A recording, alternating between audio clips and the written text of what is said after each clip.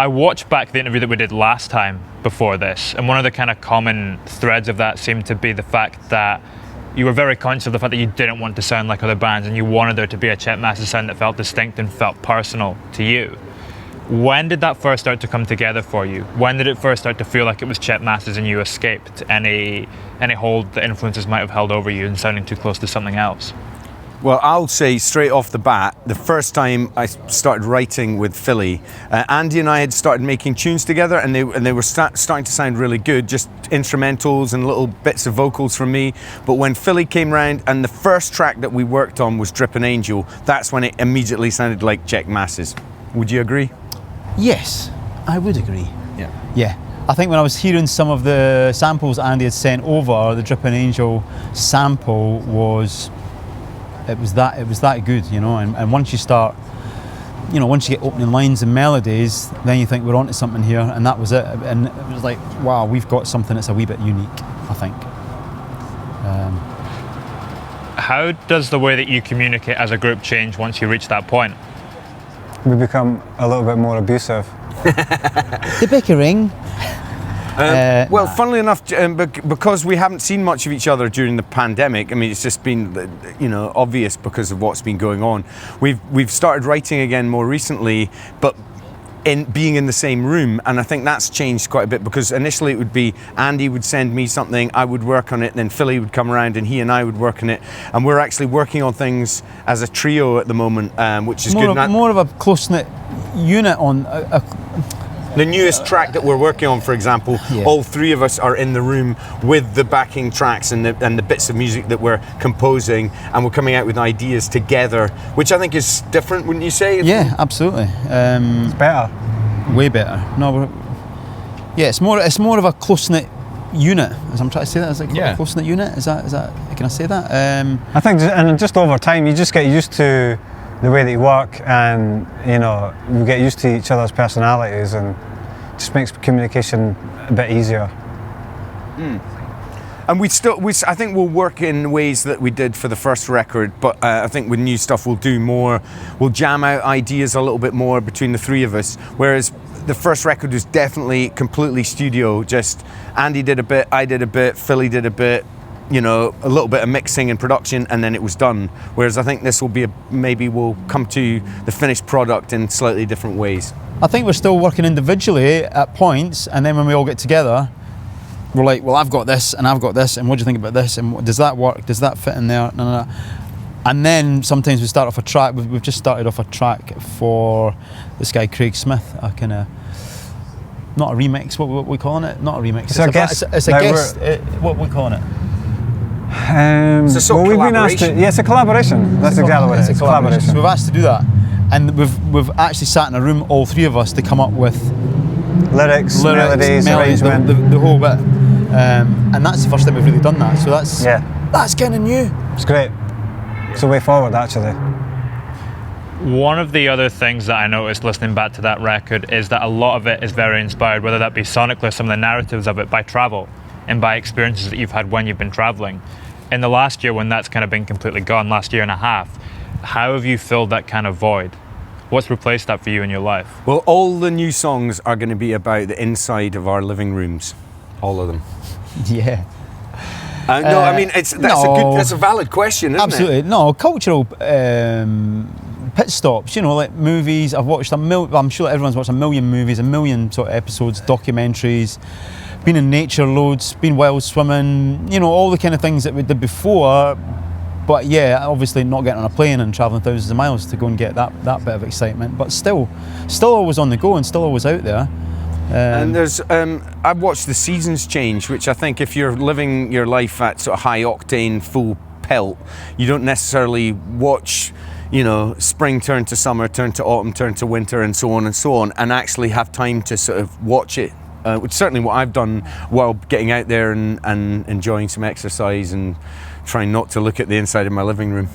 Yeah.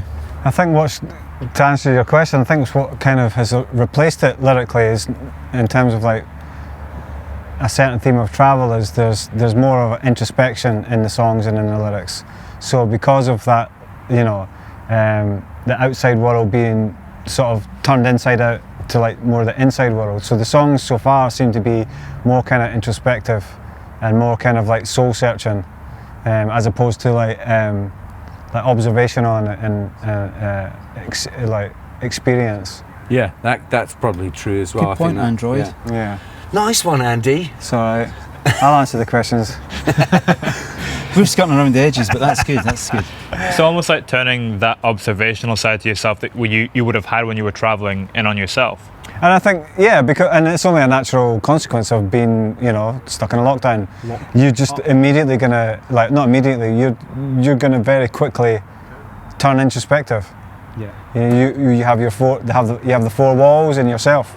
How are you gonna, come to terms with yourself? But own thoughts, new thoughts, memories, all that kind of stuff. Yeah. Also, like I say, all the cultural stuff. I've personally, I'm not going to go into it in detail, but I've had a lot of family tragedy over the last year, not COVID related, thankfully, but that's had a huge impact on me. And although I don't specifically write all the lyrics, I'm sure that those themes will creep in to a certain extent. But again, also when things happen within your family, you kind of become more aware of your age and your existence on the planet. And I'm sure all of these existential things will creep into the lyrics at some point, especially if the tunes are more introspective.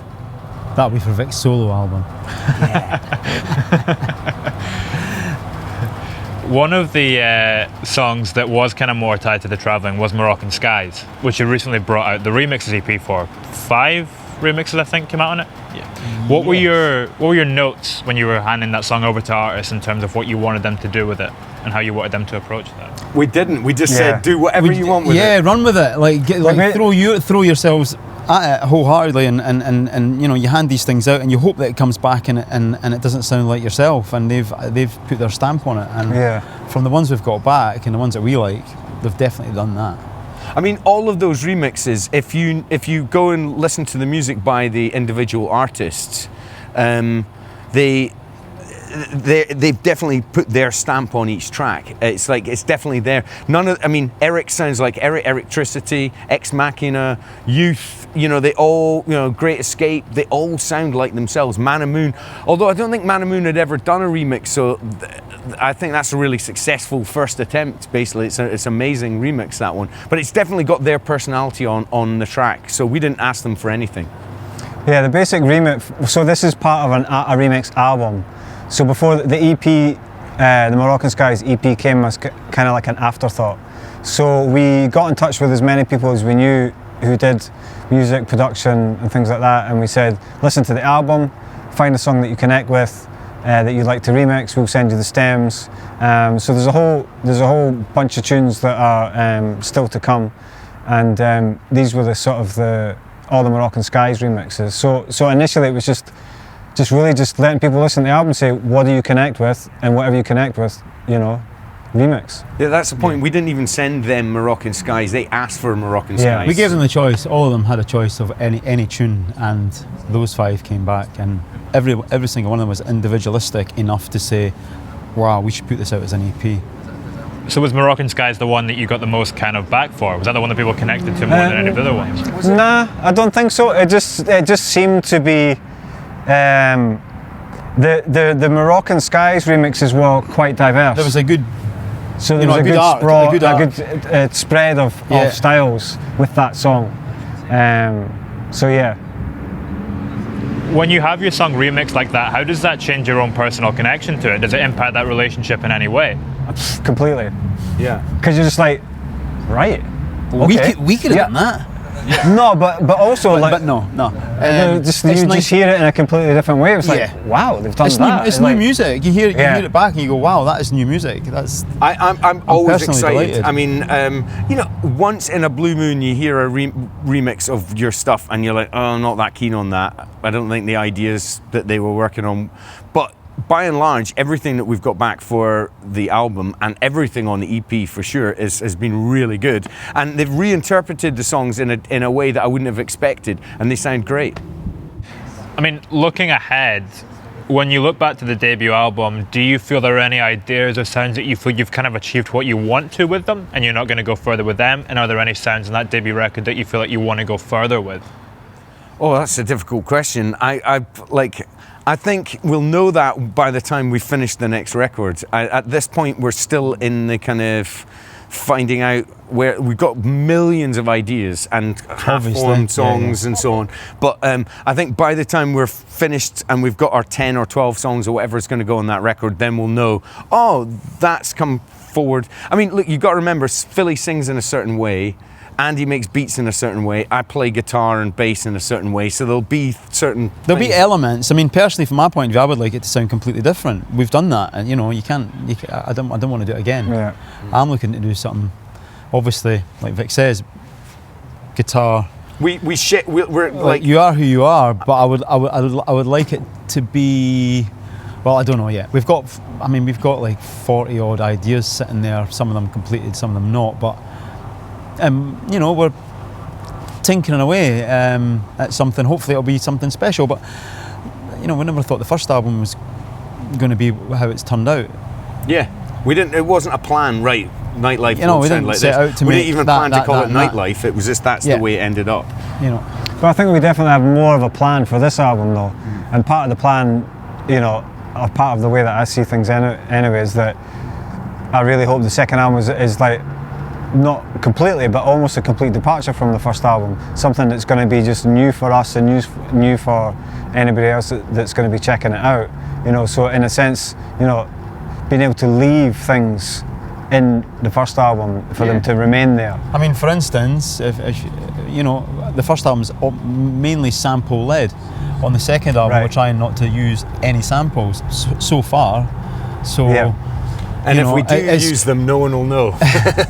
So that's a massive departure, you know, like no samples. And we've had to do that because sample clearance is a nightmare. Yeah, sample clearance is just a nightmare, and it's like, you know, people are earning less and less money out of music nowadays. So if they hanging know, out to dry, if they know that someone's sampling their music, they want payola, which is totally fair enough. But it just means that the art of sampling is being scuppered slightly. Yeah, and it's it's not even just the percentage. It's the actual process and the rigmarole of trying to get it done. It's really hard work, trying to make sure that you go through the correct channels and the correct avenues, trying to make sure you've got the master right sorted out and the publishing right sorted out. It's just a real headache.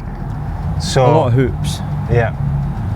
It's interesting what you were saying there, you know, at the start of that you were talking about the kind of parameters of what defines the group in terms of your own individual playing skill and the way that you approach things. How in control do you feel of where it's going now? Or is it something that kind of just happens more naturally?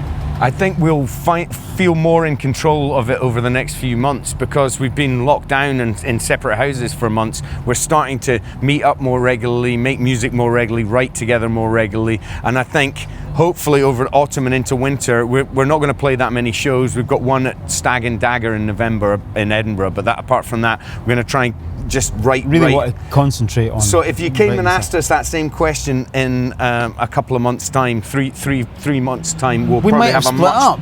Yeah, because none of us could decide on where the new direction was. But you know, we're all, dare I say it, fighting our little mini corner of how the tune should sound. But in the end, we'll all be in agreement as to where it goes and what comes out. To be honest, I would say we're in a band. Yeah, you know, everyone's got the little things that they want to happen, or a particular sound that they like, or a direction. I mean, the first album we had like 20 odd tunes, and we only put 10 on because that was all we were allowed, really. You know, and there was a couple that had samples on that I thought would be definitely on, but we couldn't get sample clearance, so they're sitting there in the vault, you know. And it'll be same with this one. Like I say, we've got 40 odd ideas. There's only 10 that are going to go on, so